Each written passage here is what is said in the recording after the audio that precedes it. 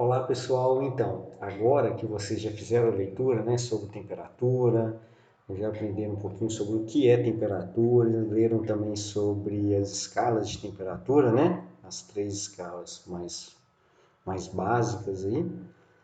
Vamos conversar um pouquinho sobre isso, para a gente reforçar aquilo que vocês leram, esclarecerem dúvidas, né, se tiver acontecido aí algumas dúvidas, tá bom? Então vamos dando andamento aí as nossas atividades com esse vídeo e depois com alguns exercícios.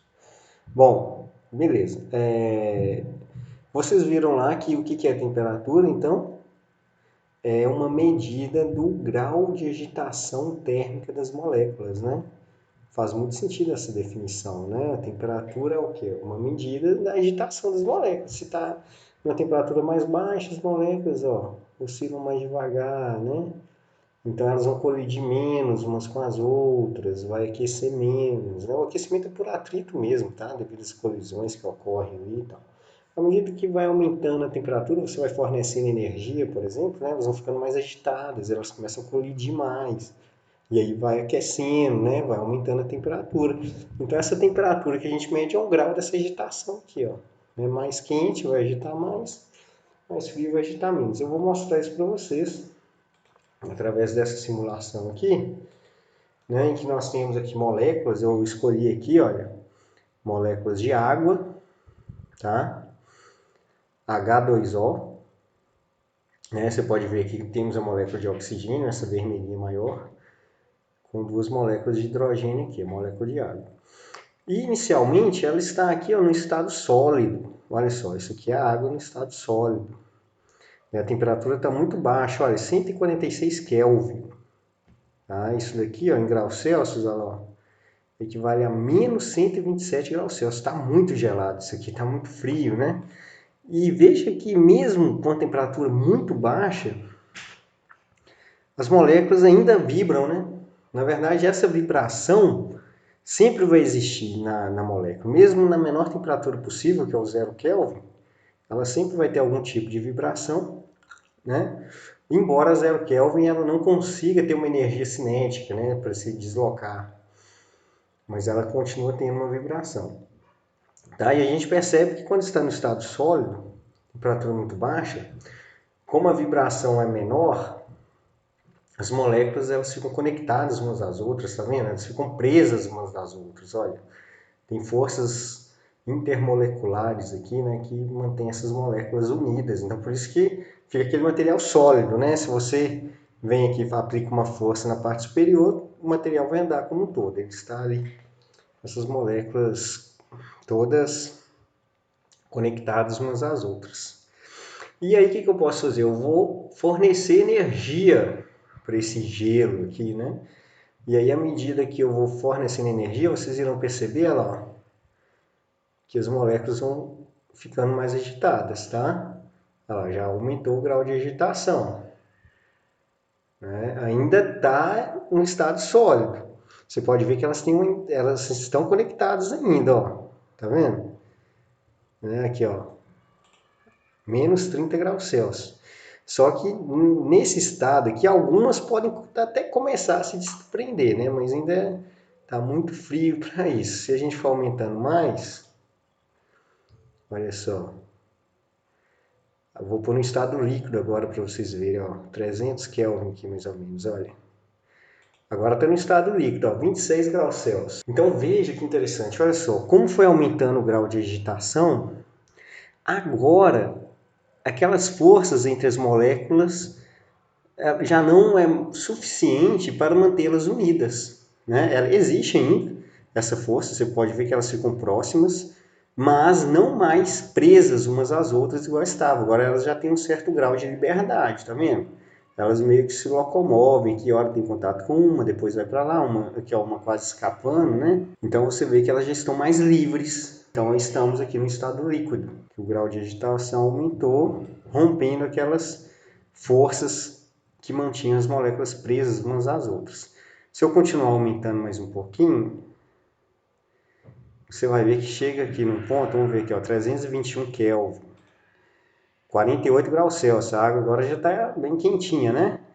E aí nessa temperatura, algumas moléculas começam até a escapar aqui de vez em quando, tá? Se a gente esperar, você vê que tem hora que algumas começam a escapar, que é um processo de evaporação natural, né? Que a gente percebe quando tem alguma pocinha de água ali, por exemplo, com o tempo vai secando, porque devagarinho as moléculas vão escapando, tá? Vamos aumentar para passar para o estado gasoso agora, né? Vamos aumentar o grau de agitação. E aí elas vão ficar tão agitadas agora que elas vão ficar totalmente livres, tá? E aí elas começam a ocupar todo o recipiente, olha só. Elas não mais se mantêm unidas como acontecia no estado líquido, né? Muito menos presas como acontecia umas às outras, como acontecia no estado sólido. Então, elas já ocupam todo o volume, né? E é isso daí. Então, temperatura é isso, pessoal. Uma medida desse grau de agitação térmica. Quanto maior for a agitação térmica, maior é a temperatura, né? E a gente pode controlar isso, então, ok? Você pode brincar também com outros elementos aqui, tá? Eu vou deixar essa simulação logo abaixo do vídeo, tá? Para vocês poderem brincar lá depois. Né? E aprenderem também, é claro, né? Consequentemente. Bom, e aí vamos falar um pouquinho mais sobre as escalas, então, né? Aqui vimos duas, a Kelvin e a Celsius, né? A Kelvin, uma escala absoluta, né?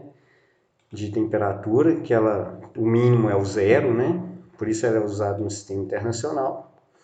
E eu vou mostrar um pouquinho mais sobre isso para vocês. Pessoal, então aqui nós temos uma figura que mostra os três principais tipos de escalas de temperatura.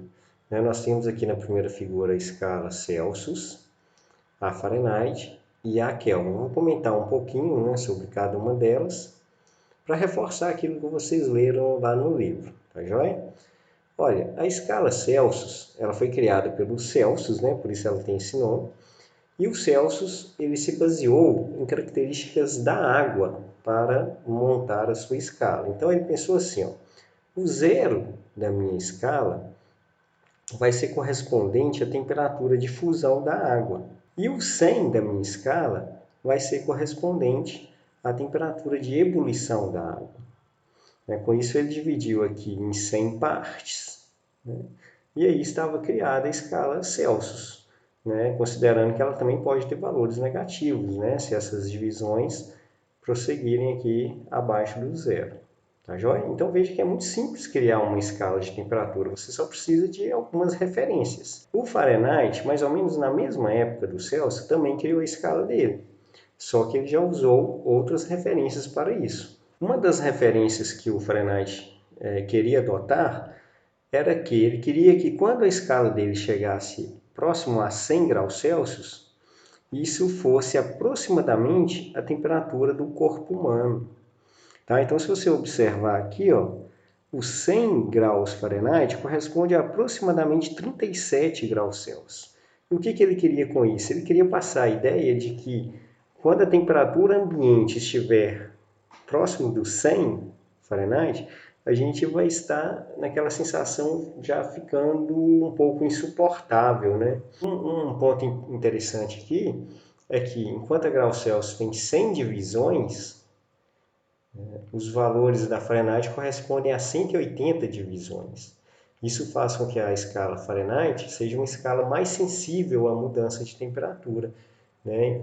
Então, enquanto varia 1 grau Celsius, você estaria variando 1,8 graus em Fahrenheit. Então, a Fahrenheit, você consegue perceber melhor aí essa variação de temperatura devido a ela ter mais divisões. A outra escala aí foi quase 100 anos depois, o Kelvin adotou uma escala, e aí uma escala mais interessante até, e inclusive é a escala adotada no Sistema Internacional de Unidades, porque ele quis criar uma escala absoluta. O que seria uma escala absoluta? Seria a escala em que o zero correspondesse à menor temperatura possível. Então, 0 Kelvin é a menor temperatura possível, que hoje sabe-se que essa menor temperatura possível corresponde a menos 273 graus Celsius. Tá? Com isso, quando chega aqui no 0 graus Celsius, o 0 graus Celsius já corresponde a 273 Kelvin. Já passou aqui 273 unidades de Kelvin para se chegar na temperatura de fusão do gelo. E, consequentemente, a temperatura de ebulição, que é os 100 graus Celsius, corresponde a 373 Kelvin.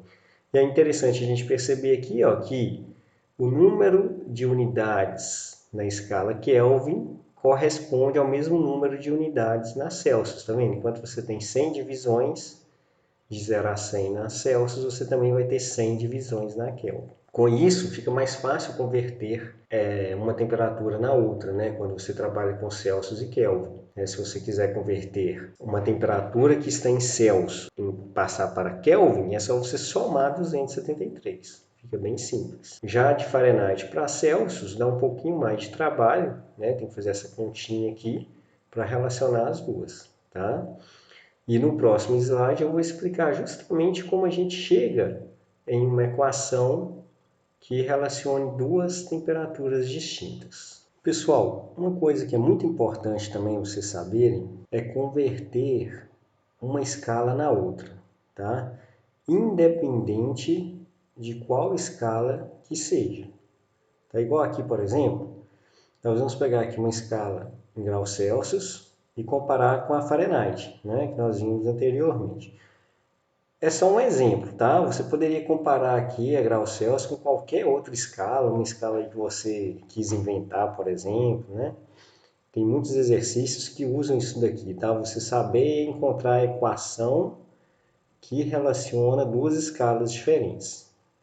Então vamos lá, né? Vamos supor que a gente quisesse achar aquela equação lá de conversão da graus Celsius na Fahrenheit. Como que faz isso? É isso que é importante vocês saberem, né?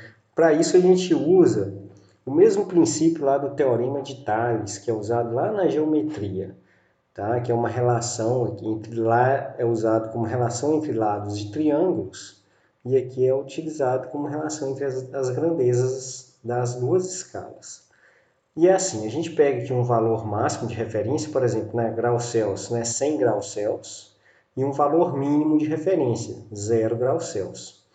E um valor arbitrário aqui no meio que está identificado como TC, né? Uma temperatura qualquer em Celsius. Do outro lado, como a gente está pegando aqui como exemplo a escala Fahrenheit, para a gente poder comparar com a Celsius, aí você sempre vai ter definido já esses valores, né? Mesmo que você quisesse criar uma escala, você que ia definir isso.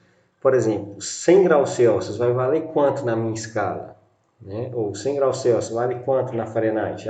100 graus Celsius vale 212 na Fahrenheit. Isso aí o exercício já te daria isso, tá? E o 0 graus Celsius, ele vale 32 na Fahrenheit. Então aqui dá aquela diferença lá na escala Celsius, enquanto é 100 unidades, na Fahrenheit dá 180, tá? E aí aqui tem um TF, né? Você pode ver ali esse TF no meio, que é um valor qualquer ali, intermediário da Fahrenheit. E a gente quer relacionar as duas escalas. Aí você faz assim, ó. Você pega lá o TC, né, que é o seu valor arbitrário aí, e faz ele menos o valor mínimo. Então vai ficar TC menos 0, né, dividido pelo valor máximo, que é 100, menos o valor mínimo, que é 0. Então aqui você pode ver que ficou TC menos 0 dividido por 100 menos 0. Isso é igual. Aí do outro lado você vai fazer a mesma coisa. Então vai pegar TF menos o valor mínimo, que é 32, dividido pelo valor máximo, que é 212, menos o valor mínimo, que é 32. Beleza, e aí está montada uma relação entre as escalas. Agora é só simplificar a equação aqui. Ó. Vai ficar então TC sobre 100, que é igual a TF menos 32 sobre 180. Aí dá para simplificar essa equação. Né? Se a gente divide aqui ó, por 20, nos denominadores, aí fica TC sobre 5 é igual a TF menos 32 sobre 9, que é aquela mesma equação que a gente viu antes, né, para converter Fahrenheit em Celsius, ou Celsius em Fahrenheit, tanto faz. Isso daqui, esse método, pode ser utilizado para relacionar quaisquer duas escalas, tá? E isso é muito comum de aparecer em exercício, sempre comparando a graus Celsius com outra escala qualquer que alguém inventou e tal. Joia? Isso, vocês vão ver isso nos exercícios, inclusive lá no questionário, mais à frente vai ter um exercício assim, E se tiverem dúvidas também podem olhar no exemplo resolvido do livro, ou também pode fazer perguntas no fórum, perguntas pelo WhatsApp ou nos horários de atendimento, ok? Então vamos lá, sigam em frente e vão fazendo as outras atividades que tem aí.